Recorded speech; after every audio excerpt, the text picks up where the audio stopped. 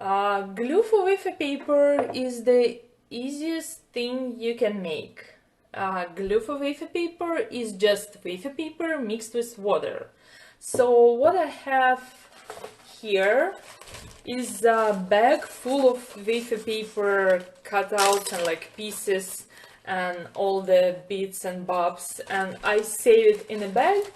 And then when I need to make wafer glue, I just use a few pieces of wafer paper. I cut it using scissors to small chunks, like as small as you can go, but not do not need to be extremely fine.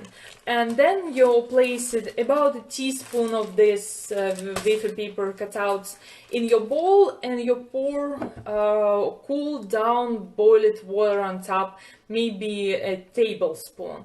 And you leave it to bloom for about maybe 4 hours. I usually do this overnight.